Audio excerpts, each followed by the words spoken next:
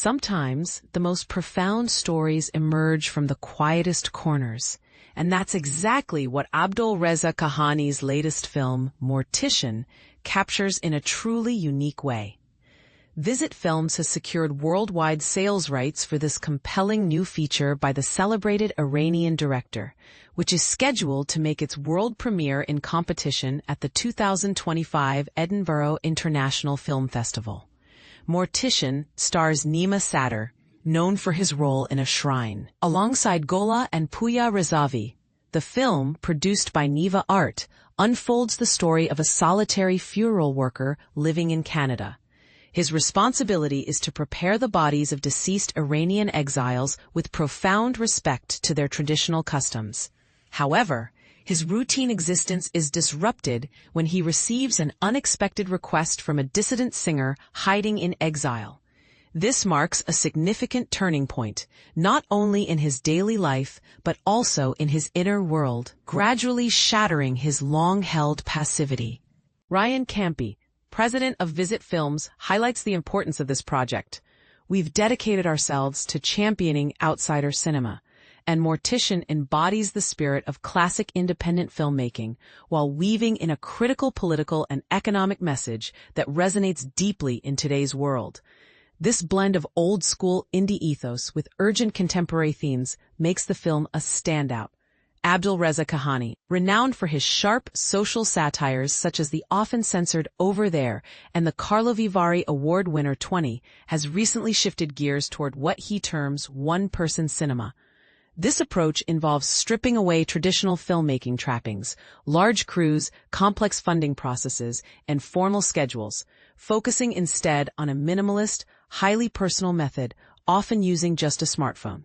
Kahani explains, "When creating A Shrine, I began working alone. It wasn't a flashy declaration, just what felt natural. One-person cinema means living simply with just a suitcase, striving for simplicity in filmmaking as well, an intuitive, light, and free process. It allowed me to reconnect with the fundamental essence of storytelling." Mortician serves as his second feature crafted this way, following the success of A Shrine, which also premiered at Edinburgh last year. This transition was motivated not only by philosophy, but necessity. After many years of working with large teams, I reached a point of burnout, not from the creative work itself, but from all the external pressures and bureaucracy. I needed to find a path back to something more truthful and authentic. Kahani shares. The film's authenticity is reflected not only in its storyline, but in how it was made. There was no rigid script. Scenes evolved spontaneously, adapting to the mood and circumstances of each day's shoot, making the filmmaking process vibrant and organic. Kahani describes it as alive, producing moments filled with humor, shock, and gripping intrigue. However, Kahani is quick to warn that this method is not suited for everyone. One-person cinema demands humility, patience, and the courage to relinquish control. There's no team, no spotlight, just you, your phone, and your story. This honesty and vulnerability may be uncomfortable for many traditional filmmakers. At its core, Mortician delves far beyond the serene rituals surrounding death. It touches on broader, weightier themes about the dangers and complexities of living with an independent spirit, especially relevant for those in exile or opposition. Kahani himself lives this tension, having endured censorship in Iran and the reality of exile. "I couldn't stay silent any longer. There was no time to scroll through social media, to post, or to wait.